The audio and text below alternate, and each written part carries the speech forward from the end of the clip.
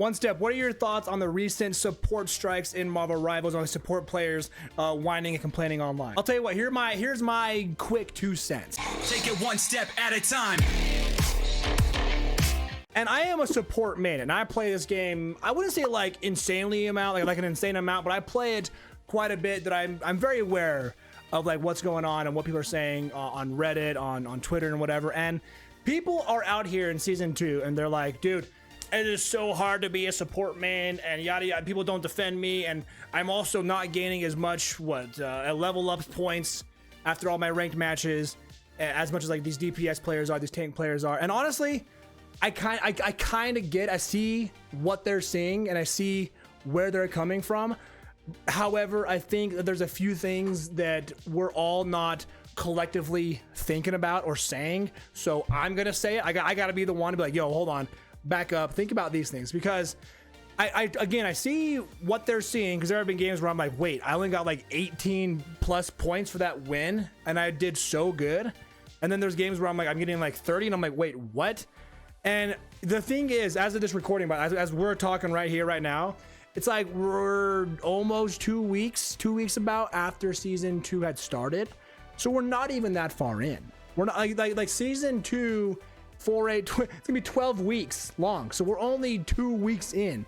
And if you guys remember, season 2 started and everyone's ranked went down 9 divisions. So GM players, we went back down to gold. You know, so we're all of us got to gold and we're like, oh cool, we're in gold lobbies. The problem is they're not actually gold lobbies. Even still, these gold lobbies are quite literally just GM lobbies, basically, because everyone that was in GM is now in gold. Now here's the kicker. Here's what I'm trying to get at is now we're at the point where when everyone who started season 2 at like bronze and silver, they've also worked their way to gold. A lot of them have, right? So now we have this, like, these are like true bronze and silver players, right? A lot of the silver players were diamond back in season 1 and with their rank reset, right? So now in gold and like low platinum and whatever, you have this kind of like mishmash of bronze players, silver players, gold players, GM players coming back down, trying to grind their asses off to get out of gold and, you know, back up to platinum and so on. So now we have this giant mishmash of these players in these ranks that people aren't taking that into consideration when they have a lobby and they're gold 2 or 1 and they're playing with a silver 2 and a bronze 3 and, you know, a couple other ones. When that happens, the game knows that. The game's recognizing, hey, you're a way higher rank than this bronze 2 player. So if you win, you're not gonna get as many points. That's just fact. In any game, in any ranked game, fighting games, racing game, like whatever, when you're playing online and you're playing ranked and you play against somebody who is below your rank and you win, you're gonna get some points, but you're not gonna get as many points as you would have had you beaten somebody that was a higher rank than you. I guarantee you, I'm not saying this is like all the weight in what's considered for your rank up points. But we got to consider that, right? Because if you're in gold and you were in a lobby full of all platinum players and you win, you're probably going to get a lot of points. You're probably going to get a lot of points. And you're going to go, whoa, I got like 35 points that game. That's crazy. It's not crazy. You just were in a lobby where everyone's higher ranked than you and you got points for it, right?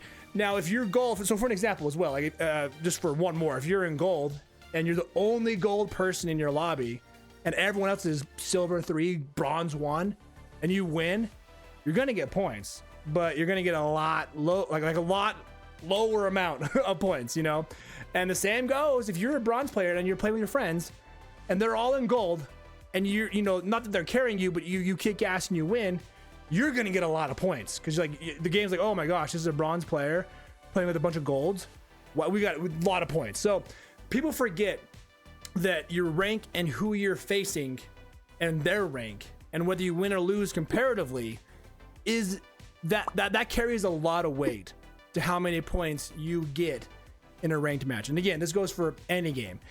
And people are forgetting that for some reason because we're seeing a lot of weird things happen in the first 2 weeks of a new season where all these ranks are kind of mishmash and we're getting like these GM players back in gold, and then some of these celestial players are back in platinum, but maybe they lost a few, so now they're back in gold, and these true bronze players have fought their way to gold. So again, there's a lot of crossover with all the way, I would say, from like true bronze to high GM, low celestial, meeting in the middle here and like fighting it out, especially if you solo queue, bro.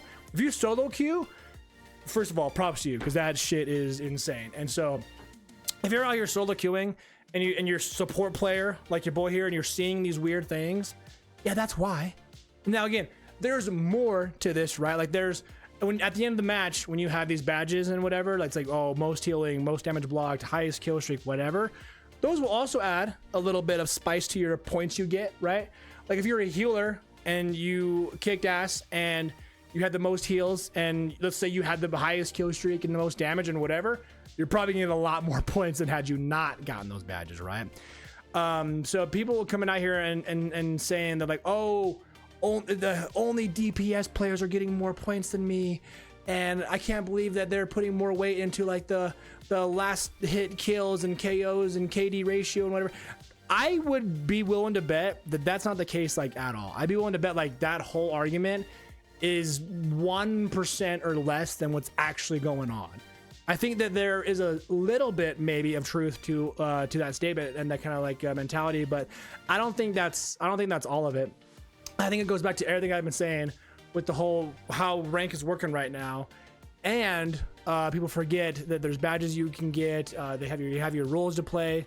Now, to be fair, I wish there was a more, to be on your side here, I wish there was a more clear statement regarding ranked from NetEase that said, hey, we know you play ranked and you play this category, support, tank, DPS.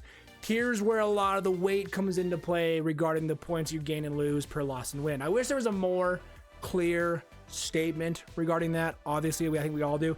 And then also, I wish and I hope that NetEase kind of implements this. If you're watching NetEase, please listen to me right now. I think that placement matches, even if it's every season, need to take place. I think that because at some point, whether you're GM, Diamond, whatever, if I had to do 10 more placement matches in season 4, 5, or 6, I'm still that same level of player.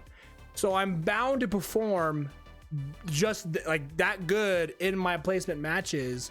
So the game's like, oh, you did very, very well. You're a GM player, you're social, that makes sense. So we're gonna put you in Platinum. Platinum 2, we feel like that's a good fit for you, and start back on that grind. You know what I mean? Or whatever, however they do placement matches, I don't care. Or because imagine if you're a bronze player and you got to start at bronze, but what if you're a celestial player, you're so freaking good and you got to start on bronze? But what if you just had some placement matches and the game's like, wow, you kicked ass, we're gonna put you in Diamond 3 to start. Like imagine, you see what I'm saying? Like, I think that placement matches, even if every season, would be a good implementation, or at least a test. I want to like test it out and see how well it actually works. Or are we just going to go down 9 divisions every single season? Am I going to have to go fight through this weird mishmash of players in gold or whatever every single season? And the first 2 or 3 weeks is just actual hell, So this whole support strike thing is very weird to me because people aren't really taking into consideration a lot of the other factors.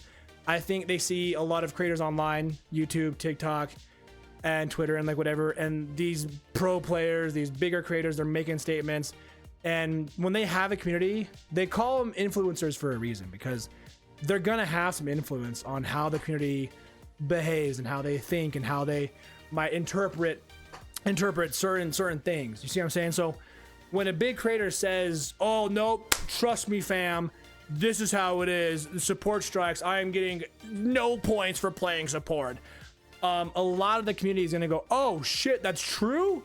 I'm not even gonna do my own research. That's just, he said it, so that's true.